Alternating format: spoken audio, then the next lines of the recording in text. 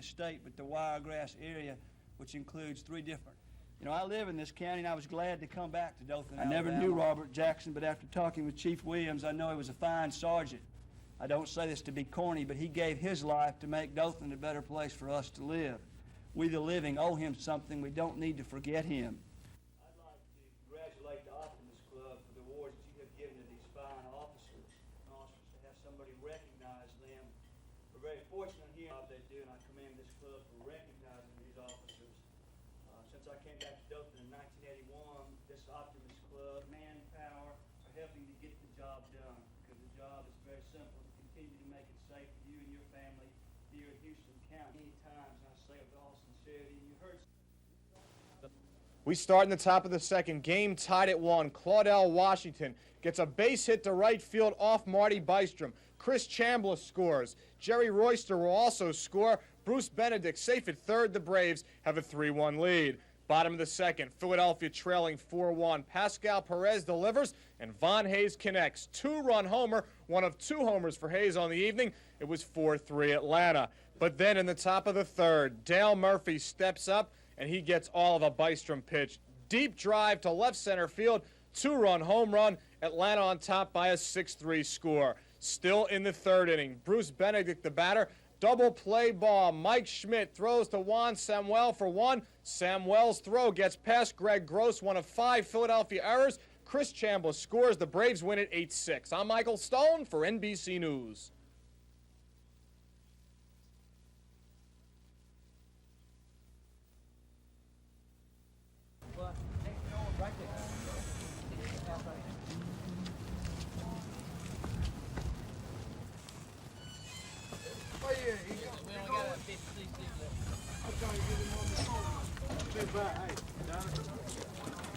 Get about 2 more.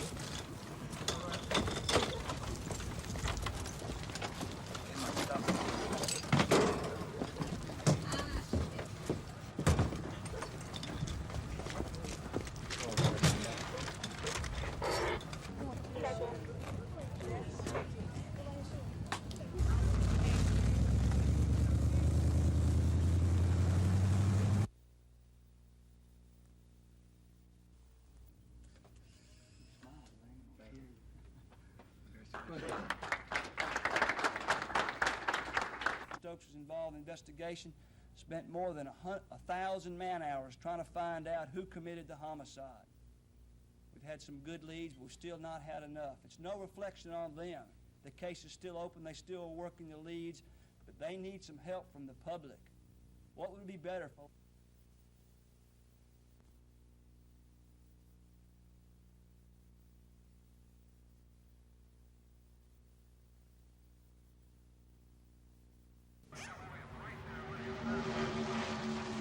NASCAR Grand National Stock Car Racing is a team sport if ever there was one. The Hall-Ellington Racing Team is one of the oldest and most respected racing teams in all of Grand National Stock Car Racing. Hoss and the boys were gracious enough to let us spend a day with them here at Talladega. Race day begins at 6 o'clock in the morning. Crew members fine-tune one of 3 engines that may be used in the Bullfrog Ned-sponsored Chevrolet. The waiting game begins around 10. Inside the team's tractor-trailer rig, crew members take what they hope will be their only break of the day. Outside in the garage area, driver Lake Speed takes part in the weekly church service offered by a local pastor. His wife is by his side, as she is each week. Around 11 in the morning, Lake and the team's crew chief join others for a pre-race meeting with NASCAR officials. And there's a question about caution lights. Lights are still flashing. It's right confusing as to whether or not somebody has wrecked behind us and we don't see. If those lights remain on, that means there's a problem unless we goof. On pit row, a dozen or so anxious crew members await the start of the race. I think Sunday morning is the longest morning because, you know, you get up early and come out and you wait and you wait and you wait, and I guess I'll maybe walk 4 or 5 miles. The green flag falls and the race is underway. It's my job to keep up with how many laps Lake has run. Barring an accident or other interruption, the first pit stop will be made 35 laps, or 100 miles into the race. But everybody knows what's going on. After the car stops, Jimmy Gideon changes the back tire, Dennis changes the front tire, and by that time Bennett goes around to the outside of the car and has the car jacked up. Norman's gassing the car on the inside, and then Cheryl's at the back with the catch can. And that's about all there is to it. How much time are we talking about? Somewhere around 15 seconds. So it don't take long. After 11 laps, Lake is in 5th place. But a mechanical failure drops him out of the race on lap 65. There is disappointment in the pits, but there's always next week. It happens from time to time, but, you know, we're safe. The car's in one piece. Good Lord blessed us. You can take a look at it.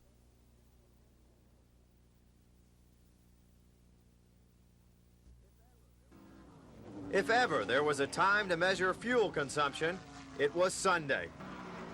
It wasn't until after Cale Yarborough had taken the checkered flag that it was known he had run out of gas twice. Once with 100 miles to go, and then as he crossed the finish line. I was wondering about the gas situation, having to run wide open there for that long a period of time, but we didn't run out to the last lap, so we had just enough. Concern over the amount of fuel in his tank ultimately cost Harry Gant a victory. I can beat Buddy and Benny. I said, he said, well, they're not going to run. They're going to run out of gas. You don't have to worry about them. I said, you can finish. He said, Cale's back there a pretty good ways. I said, well, the pace we're running right now, is he picking up or is he losing? He said, well, he's picking up a little bit. Well, I thought so because we wasn't really going that fast. You know, we just sitting there. And he said, go ahead and conserve a little gas. Even though the race was run at a record pace, it was one of the safest in recent memory. I think it was an unusual safe race, even though I still think it'll be better racing with the speeds a little bit slower. Dave Cody, WSFA TV Sports.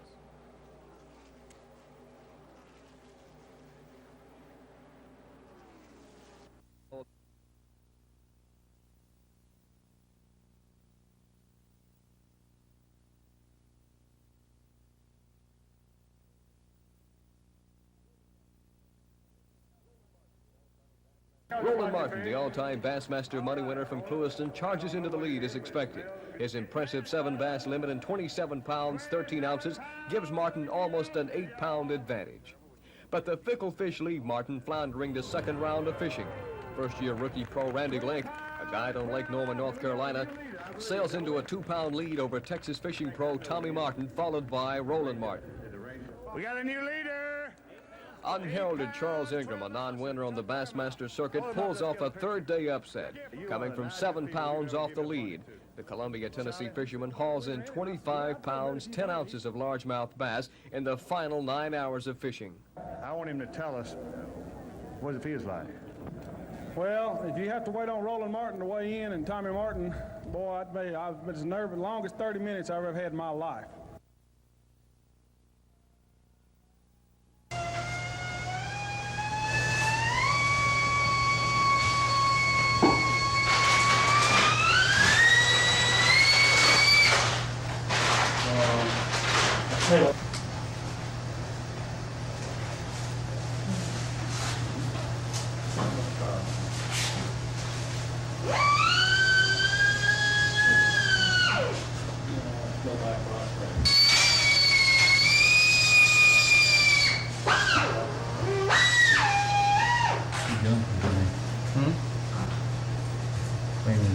Smoothing it down, yeah, the knee's rough and hurting them.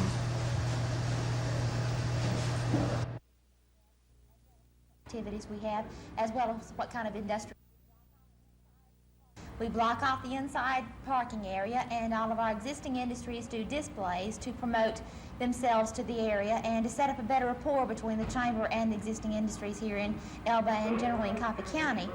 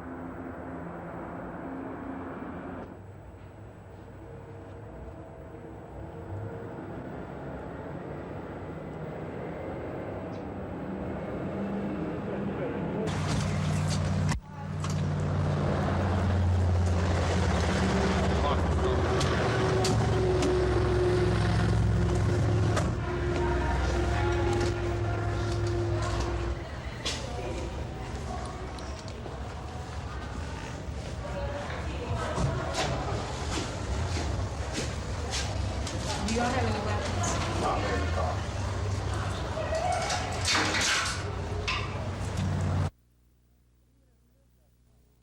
But even if there is nothing harmful, the perception is still there. And it's not going to be useful to the state or to our economic future to be known as the nation's dumping ground for hazardous waste. Siegelman's comments come only days before the Environmental Protection Agency is scheduled to make a decision on the Gulf burning. An EPA staff member has recommended that chemical waste management be granted research permits to burn cancer-causing DDT and PCB at sea. But Siegelman says this would jeopardize not only the health and safety of Alabama citizens, but its economic future as well. There is not one good reason that can be put forth that makes any sense to me at all why Alabama should become the dumping ground for hazardous waste for some 38 other states and Puerto Rico.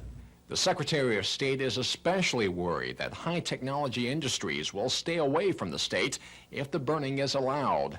I can't imagine the chief executive officer of some high-tech firm wanting to move his family to Mobile, for instance, just knowing that there's going to be hazardous waste transported through their streets and burned in the Gulf of Mexico. He adds the issue is being treated like scientists using lab rats, with the effects of the toxic burning not known until years later. Cal Calloway, WSFA TV News, Dothan. Told me that if I wanted to be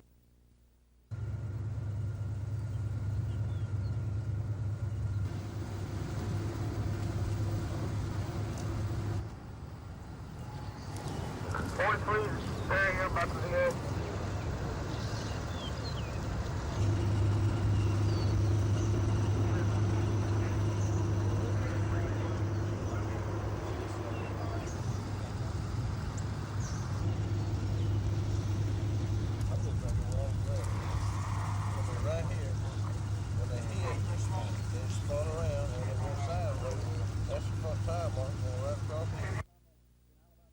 It's guilty.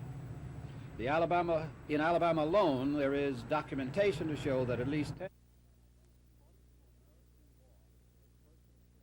According to American law, a person should not be convicted of murder if there is a reasonable doubt, and most certainly not given the death penalty if there is a reasonable doubt. The danger of executing the wrong person is one of the strongest arguments against the death penalty and one of the best reasons to abolish the death penalty.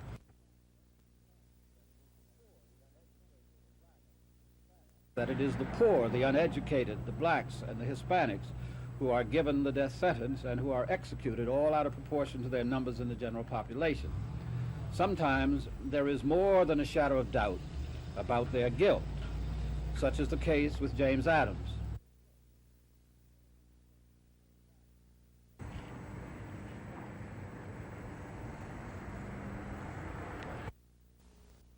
Legislative days.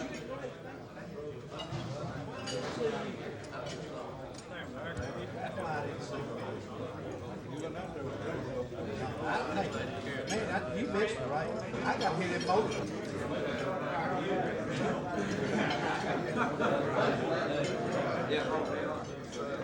Governor, do you remember Dave Garner, Brother Dave? You know, I had an album. Yes.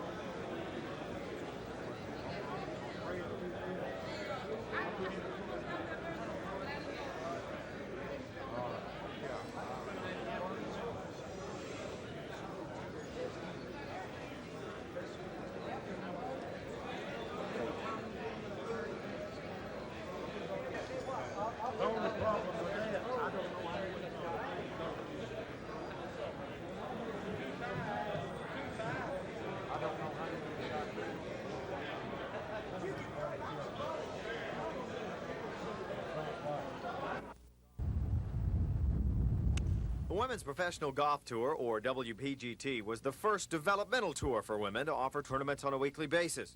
The tour normally attracts 50 to 60 players each week, although there are just 30 in Montgomery. But the ones that are here for the 4th annual Alabama Women's Open credit the WPGT for helping their golf games. Everybody thinks, well, if you're not Nancy Lopez, you're not really a golfer, or, you know, if you're not in that caliber. But so here, this tour is mainly for experience, and, you know, it's here to give it to us, so it's great. Don't be misled. The life of a professional golfer is not as easy as you might think. The toughest thing for me is just continually being on the road, just playing out of, out of a suitcase. And, you know, you meet such great people. The family here I stay with are just tremendous. And then, you know, within a week you're up and gone. And it's not till another year you see them. So it's just handling the fact that you're just a nomad, basically. More than 150 WPGT players have earned the right to compete on the larger LPGA Tour. Beth Daniel and Betsy King are 2 of them. The players, though, aren't the only beneficiaries. The WPGT has contributed more than $230,000 to various charities over the past 4 years. Giving through golf is the theme of the Women's Professional Golf Tour.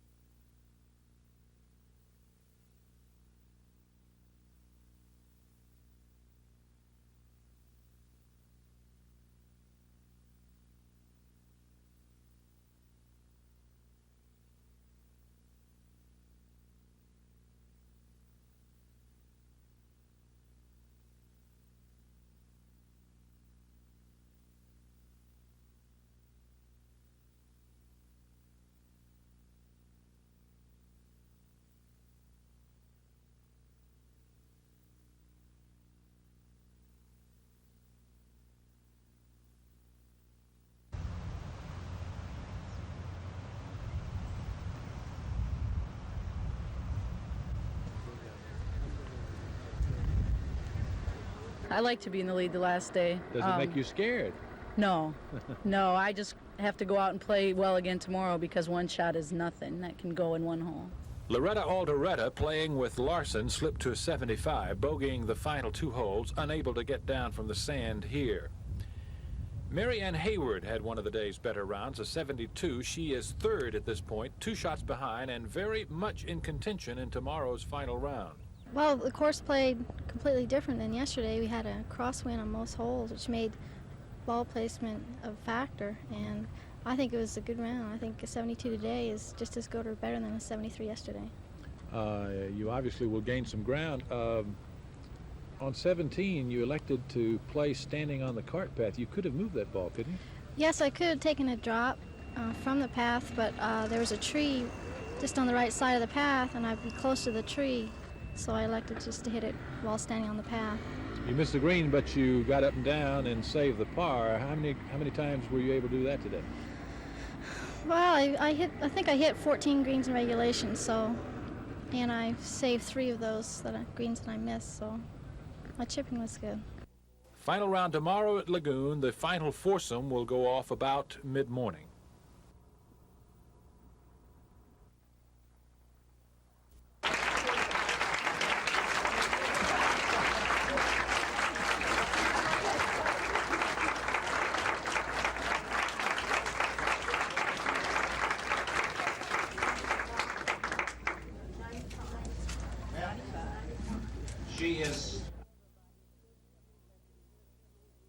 Everybody's good to me, just as good to me, and we have something to do all the time. And I don't see why anyone wouldn't like it.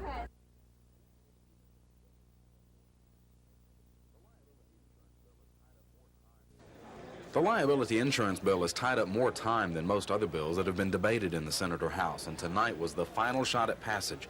The excitement was no disappointment for those who like good parliamentary maneuvering.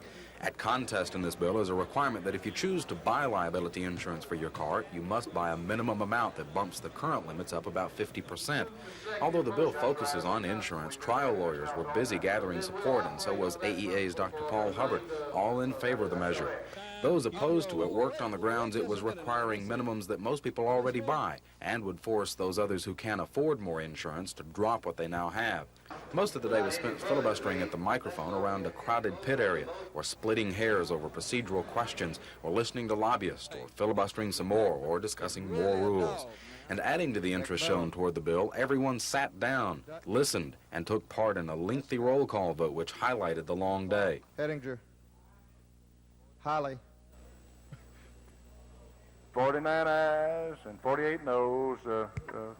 House concurs. Now, by one vote, the House ended its current part in debating the bill. It's now up to Governor Wallace to decide if he wants to allow the bill to become law or attempt to veto it. Chris Grimshaw, WSFA TV News.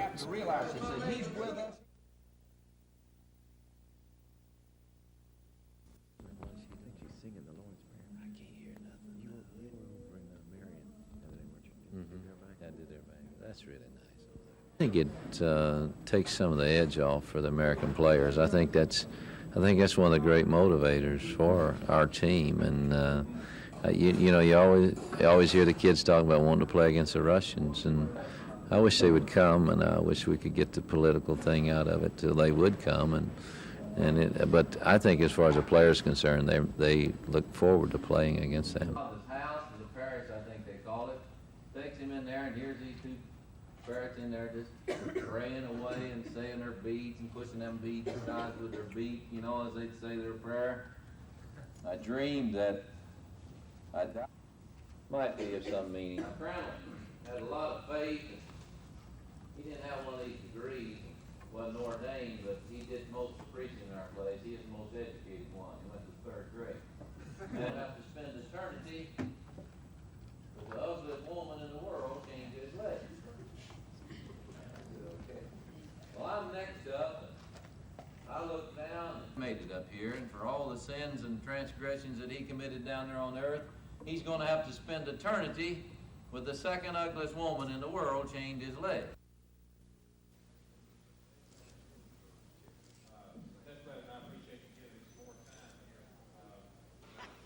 And the courts have held that raising revenue is different from a revenue bill. Increasing revenue and raising revenue are different matters.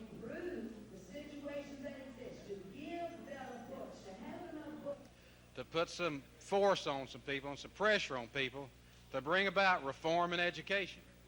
That once you let this go, you've lost your chip. During the last 5 days of the session, it does not qualify in any way. And we have no discipline coming from the home, and these are the things that we are faced with. Now, we are working. Mr. B. Smith, J. Smith, Ms. Strong.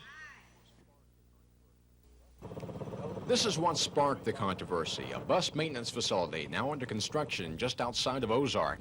The school systems in Ozark and Dale County, as well as Daleville, operate under a bus system agreement. The Dale County School Board administers the system. What the Ozark Board is upset about is the cost of this facility, nearly $423,000. They want out of the agreement, and they want 33 school buses they say belong to their system. First of all, I think that we need to pursue a declaratory judgment against the County Board of Education to indeed release the 33 buses. The Ozark Board says with only the 7 buses being offered by Dale County and 3 new ones on the way, the kind of service their citizens are used to would be greatly diminished. There's just no way that we can serve almost door to door as we have done in the past with 10 buses. Dale County's superintendent sees things differently. The city school system and the county system have different entities by law, and it's the county's responsibility to haul all those students within the county. We will haul the students in the county. Now, we will continue, by a new agreement, haul those students out of the county into the city systems if those students still want to go, and most of them will. Now the issue will be settled here at the Dale County Courthouse. Ozark City School officials are hoping for a ruling by the end of this school year. Cal Calloway, WSFA TV News, Ozark. This is the future site of the new Wiregrass Mall. Scheduled to open in the fall of 1985, it will create some 2,000 permanent jobs. But that's not all the mall will create. It means more money for the city and the businesses the mall will accommodate. Parisian, Alabama's largest independent retailer, is taking advantage of this opportunity. Parisian officials announced today plans to open its 13th store in the new mall. It will employ some 325 people with an annual payroll of about $3.3 million. In addition to them, there will be at least 2 other major stores that we'll be announcing hopefully in the next 60 days. And it will represent probably 100 specialty shops that will be in there besides the major department stores. And in addition to that, we'll have a 250-room major hotel, 200,000 square feet of mid-rise office space, and also about 300 or 400 multifamily apartment units out there. The 500,000 square foot mall will be located at the corner of Ross Clark Circle and US 231. Mary Beth Boyd, WSFA TV News, Dothan. When the tornado hit, the problems were just starting for the people of the Madison Park area. When my carports got torn down and my fence, front yard got blown away and torn out, and then my policy said they didn't cover it. They said they was going to tear it down because it was dangerous. It might fall later on because that will come out. But this was the company said all they was going to do was fill it in. These people are trying to rebuild their homes and their lives, but it's not easy. I think it's adjusting and getting over the trauma of the storm. Once reality has set in, the first thing is to start back reconstructing my home. There are a number of problems, and we're just trying to offer our assistance so that people will not be unduly taken advantage of. And we've found some cases where there's a possibility of some people having been or trying to have been taken advantage of. So we're just trying to work with them to make sure that this does not happen. And this is the purpose of the meeting tonight. And Churches and civic groups are trying to help the tornado victims. The women of Old Elam Baptist Church are preparing meals. Food and household items are being collected at Union Chapel AME Zion Church. And the NAACP has set up an emergency relief fund through Central Bank. Susan Silvernail, WSFA TV News. Police say the suspects are new faces or people never arrested before for selling drugs. During the 6-month undercover operation, agents say they discovered that dealers in Montgomery would only sell marijuana in 1-pound lots. The supply of cocaine was also discovered to be the largest locally in a long time. Agents also found one dealer who had so much business he used 2 telephones, and another who used walkie-talkies to have drugs delivered to him on the street for sale. 11 vehicles are to be confiscated in connection with the drug operation. Funds for the undercover buys were provided by the county sheriff and the DA's office. This is Norman Lumpkin, WSFA TV News reporting.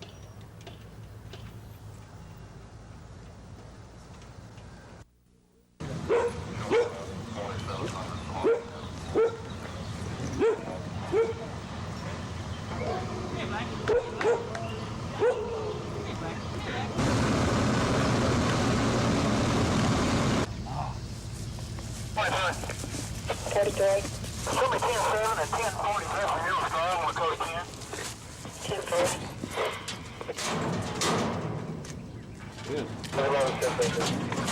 10-4.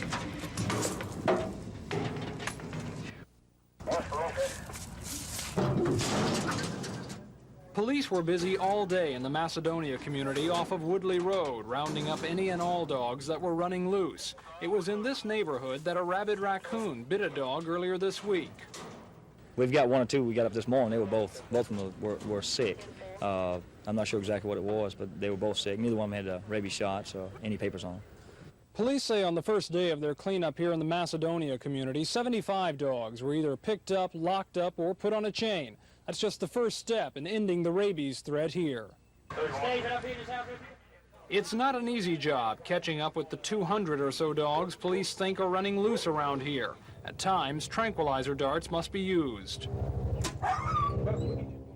But police think in the long run, this work can head off a lot of trouble. If you get 1 or 2 dogs that's been in a fight with a raccoon that is rabid, like the one we have had out here, you're going to get it where it's going to start spreading, and it won't stay here. The dog will just won't stay here. It'll start traveling. Police say despite repeated warnings of the danger, many people here have not had their animals vaccinated against rabies and refuse to keep them confined. That means completing the cleanup could take 2 weeks or even longer. Tom Foreman, WSFA TV News.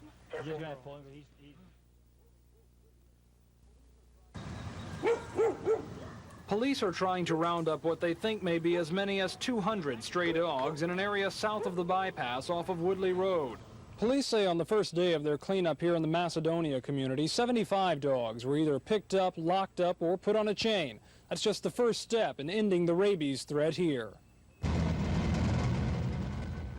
But it turned into a step backward when police returned the next day to find many of the dogs they'd seen chained up running free again. If you get 1 or 2 dogs that's been in a fight with a raccoon that is rabid, like the one we have had out here, you're going to get it where it's going to start spreading, and it won't stay here. The dog just won't stay here. It'll start traveling. The cleanup is not easy. Sometimes tranquilizer darts must be used. But even though this work may not be pleasant, police hope it won't have to go any further. That could mean shooting the dogs to kill them, simply because their owners won't keep them confined. Tom Foreman, WSFA TV News in the Macedonia community.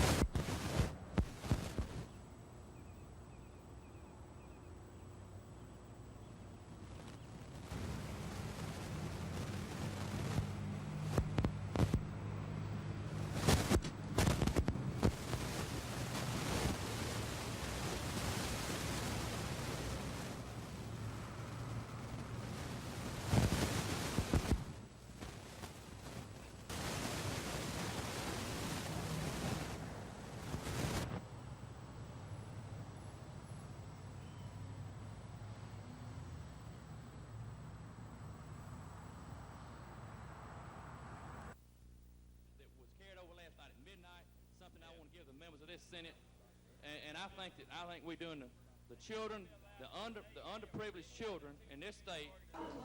So, $2.5 million. But you understood what I just said, that if and when the money becomes available, it would be implemented. All this. Is this a Senate bill or a House bill?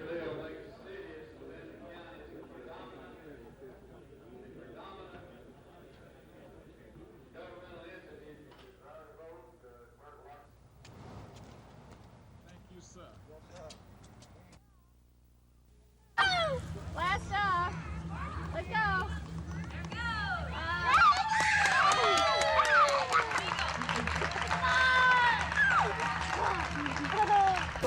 That's you. That's you. That's your picture. Okay, here that's yours. That's yours, isn't it? On TV, I think so. Let me stick. I'm gonna stick the tape on here. How often do we say that during the day? Last night I went to bed.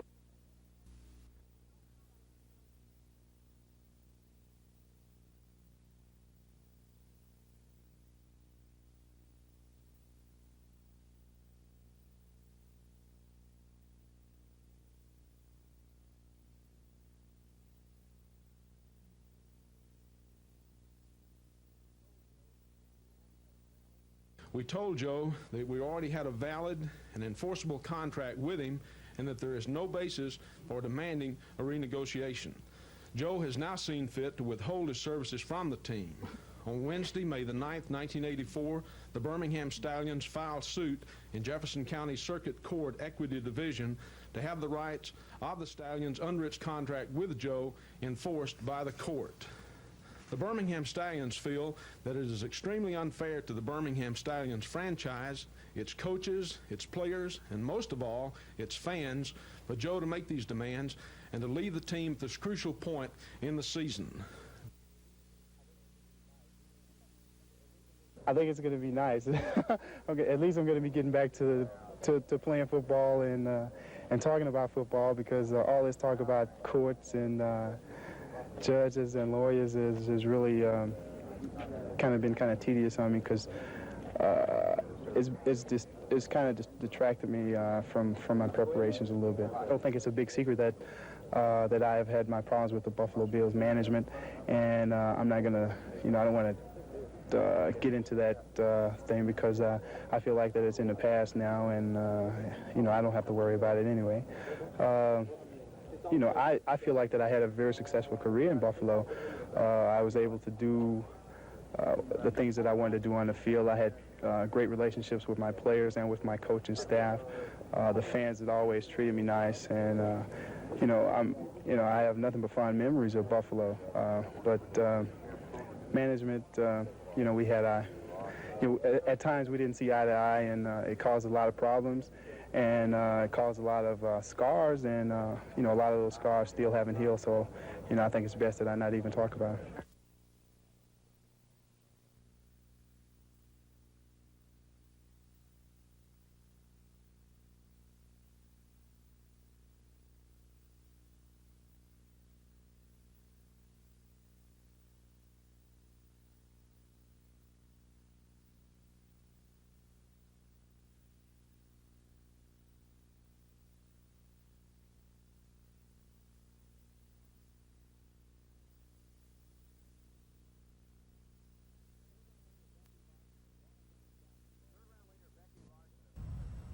Third-round leader Becky Larson of Watertown, South Dakota, held a two-stroke advantage as she approached the 18th green. She would not get up and down from the fringe, but a bogey still won her the championship as she fired a 1-over-par 74 in the final round to finish 2 under par for the tournament. I was under the impression that I had to make par to win and bogey would tie, so I thought that I'd just put myself in a sudden death. I just wanted to keep making the pars, and I really was hoping to finish a couple under, but 1 over was enough to do it. So it was this short bogey putt that provided Larson with the winning margin. San Antonio's Shirley Furlong, who tied for second, had a hole-in-one en route to a closing 68. Well, it was on number 5, and I hit a 7-iron, and I thought it was going to be just short of the pin. It hit short, and I hollered for it to go, and one of my playing partners said go in, and it bounced once and rolled right in the cup. So I was pretty excited. Furlong shared second place with Mary Murphy of Naples, Florida, who came up 1 short of her first championship for the 7th time. My turn will come, I hope, next week. I keep saying this, but maybe next week. The winner's share, $1,500, and it goes to Becky Larson. Dave Cody, WSFA TV Sports.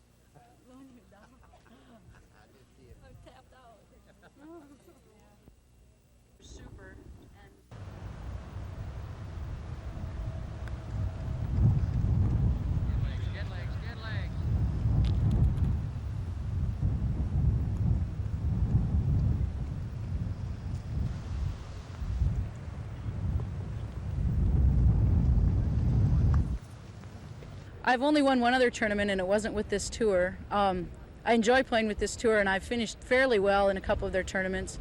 This is my best finish, obviously, and it's just great.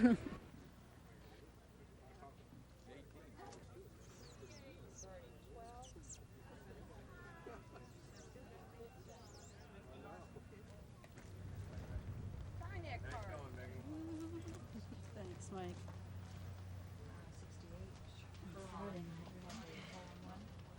Wow, that's great. 68. Shirley. 434. Yep. 544 434 345.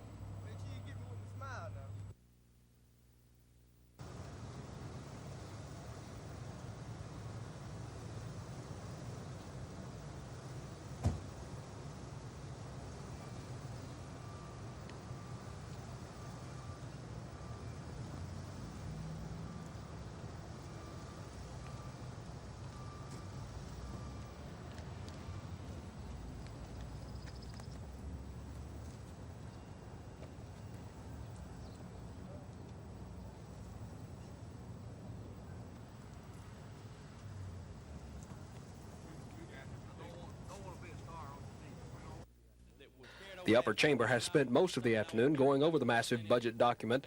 The Senate version of the budget totals about $15 million more than the budget approved by the House last month.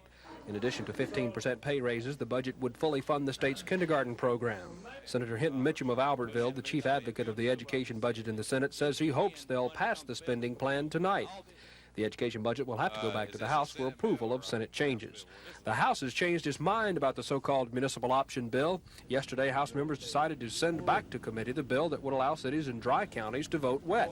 But this afternoon, the bill was brought back up. A talkathon immediately took center stage as opponents to municipal option, who thought the measure all but dead, tried to kill it again. They didn't, and the bill passed. Attorney General Charles Graddick has one legislative step closer to a $448,000 loan to pay his contempt of court fine. This morning, the Finance and Taxation Committee approved a bill authorizing the loan. That bill now goes to the full Senate. Dennis Latham, WSFA TV News at the Capitol.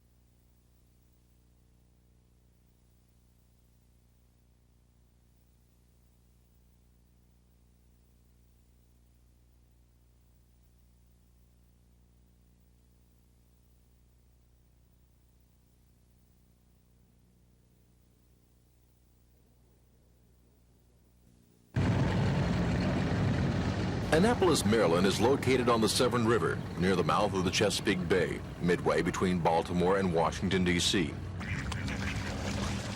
It's a city noted not only for its beauty, but for its history.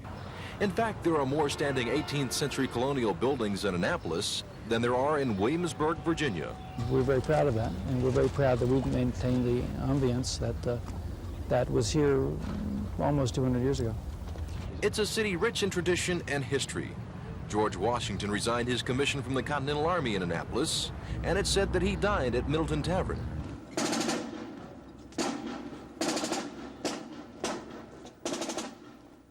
Just a block from Middleton Tavern are the gates of another institution that is equally steeped in history and tradition. Tradition, it sets it apart. It makes life here interesting. Tecumseh and formations and stuff. It makes the Naval Academy the Naval Academy.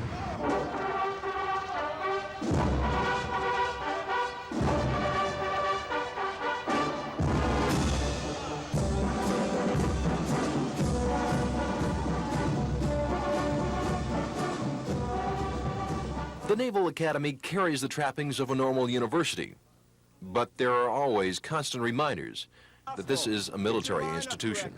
Make sure you're directly behind the man in front of you. Make sure you're guiding to your left. An institution that never stops demanding the best. The type of person that is used to being competitive and has developed that mental and physical toughness is the person that will prevail out there, and will have a clear head when the going does get tough. And so I think that's a good thing that we do here, is teach people how to live under competition. And that pressure can take its toll. Generally, a quarter of the midshipmen that come to school as freshmen never make it to graduation. Don Phelps on the military beat, Annapolis, Maryland. Stand. Half left. March. Midshipmen. They come from every state in the country, and they've all received a nomination to attend the academy from either their congressman, the vice president, the president of the U.S., or the superintendent of the Naval Academy. While the students are bright, the academy is looking for more than just scholars. It's easy to find the top achievers scholastically, but they may not be able to relate to the individuals that they're going to have to work with in the fleet. On a ship at sea or in an air squadron, you're going to have to work with all kinds of people from all walks of life. So you need someone who's well-rounded and capable of dealing with almost any kind of person.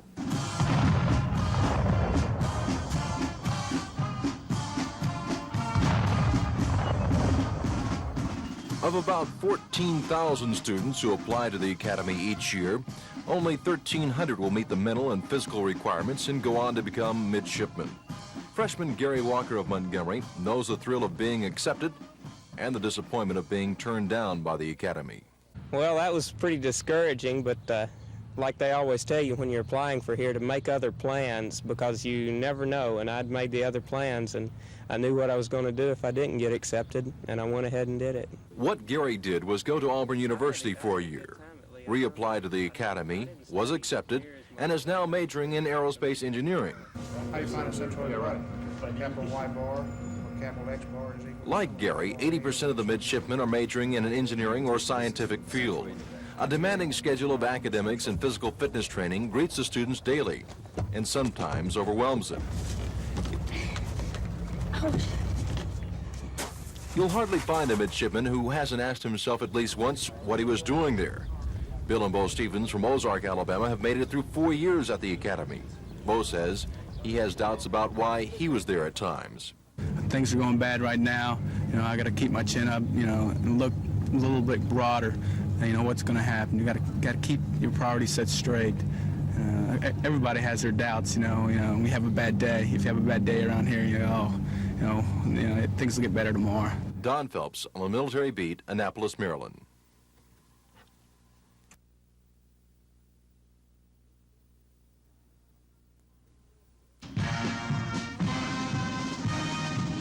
It's said rank has its privileges, and that saying goes double at the academy. A freshman, or a plebe as they're called at Annapolis, has no rank and no privileges.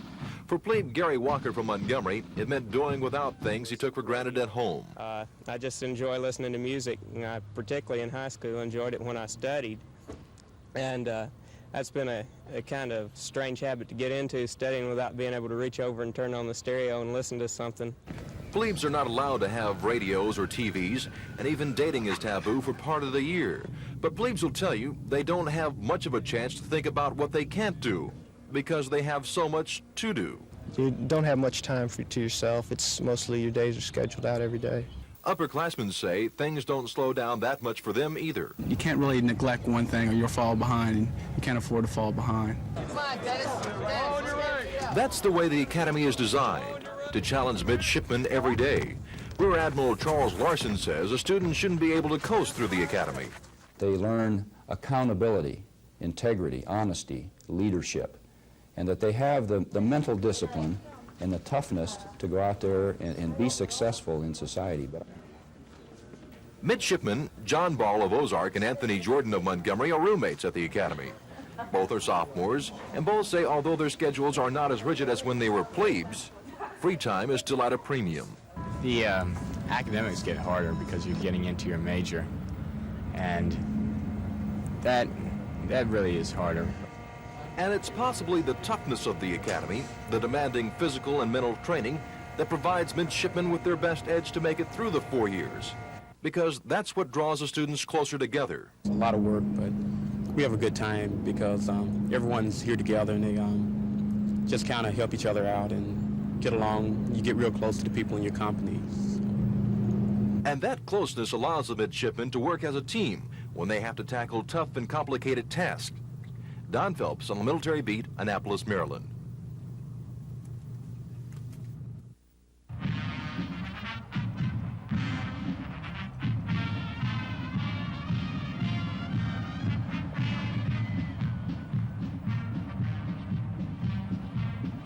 One thing that sets the Naval Academy apart from other colleges is tradition. Some things are still done today as they were 140 years ago when the Academy was founded. One of the biggest changes in the Academy history took place in the mid-70s. That's when the first women were admitted to the previously all-male school. Midshipman Kim Anderson from Birmingham says that women have been accepted at the Academy. As far as everyone here is concerned, we're midshipmen first and then girls. I'm only in the 6th class of women to come here, so we're still a novelty. As far as the facilities go, everything's fine as that aspect, but we're still, like I said, we're still new here. And to some degree, women will always remain a novelty because only 105 women will be admitted to any one class. Candidate guidance counselor Debbie Barnhart says that does add extra pressure on women midshipmen. You don't have the peer group foundation that you would normally have in other colleges or universities. But women midshipmen can be consoled in the fact that the superintendent of the academy is on their side.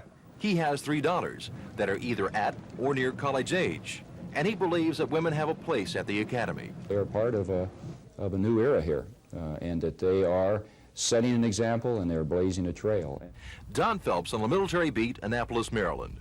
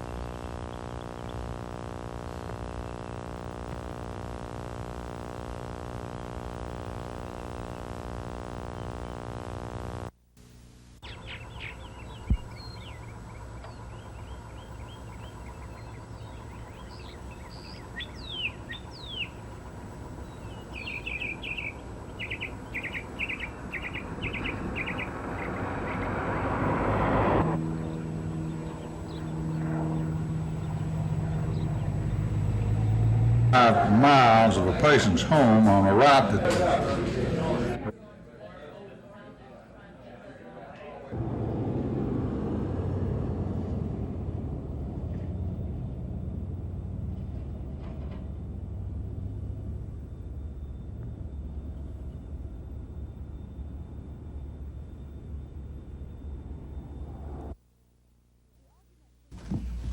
The argument seems to boil down to this. Is creationism, or the idea that man was created, a religious theory, or is it a science, as is the theory of evolution? Nearly 18 people, mainly teachers and ministers, were here today to argue the point. Some say creationism is a science that should be given equal treatment with evolution in state schools. There are deficiencies in the evolution model, and what we who believe that creation provides a better model or a better theory of origins believe is that creation explains these deficiencies. I'm not asking for a monolithic view, I'm not asking for a single presentation, but I think that both ideas ought to be out on the marketplace where people can look at them and decide. We are not talking about the Genesis account or religious doctrine. We're talking about scientific data and its censorship from the textbooks, its censorship from the universities of higher education, which have already been attested to, its censorship in the preparing of teachers. But opponents say creationism is a religious theory, not a science. I don't want anybody outside of home and church teaching religious doctrine to my son, no matter what the guise of that doctrine, especially authority figures in Alabama's properly non-sectarian system of public education. The school board listened to the nearly 4 hours of testimony from each side, but when the time came for a vote, Chairman Harold Martin brought up a technicality that placed the weight of decision on Superintendent Wayne Teague.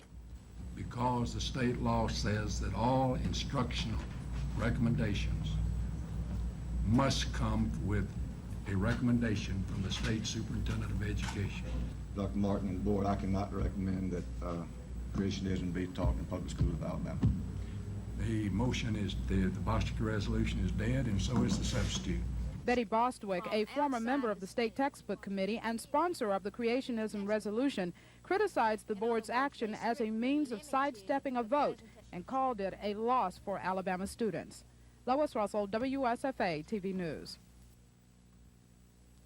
I believe I can't remember days mixed up, but either yesterday or the day before. It must have been Tuesday. His point of order was well taken. I understand that, and what was his point of order, Mr. This also that racism is a two-edged sword. I can't conceive that... Substituted for this bill. You want to bring up House Bill 782. It's an identical bill, and I want to... Bailey, aye.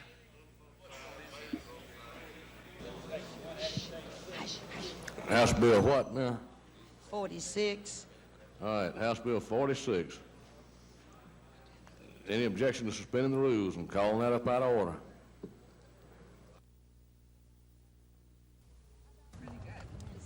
About 25 people walked the few blocks to Senator Jeremiah Denton's office.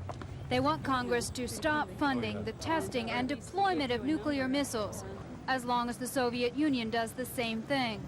The coalition says both countries can easily monitor and verify missile testing. It's the production that is more difficult to verify, but if we could agree to stop the testing and the deployment, then we could talk about the next step. The coalition delivered its petitions asking for the senators' vote on a quick freeze. We wanted to share with you, as Senator Denton's representatives, our concern about the escalating nuclear arms race. Senator Denton is an outspoken critic of the nuclear freeze movement. Your vote to halt funding for testing and deployment can be a most significant one in reassuring the people of Alabama that you are committed to working for the good of us all in this state, our country, and indeed the world. And Judy, we would like him specifically to co-sponsor the... Actually, the coalition doesn't look for much support from Alabama congressmen. I don't lose hope. I believe that if we, can convince them that we are not anti-military or not patriotic, that I think they will begin to listen to us. You never give up.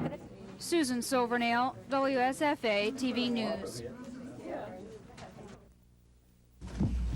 We make that very clear to everybody. Of course, the study is something else. But dealing with textbook. Every return was no in both cases. Explains these deficiencies. From the universities of higher education, which have already been attested to. Because the state law says that all instructional recommendations. Dr. Martin and the board, I cannot recommend that creationism be taught in public schools of Alabama.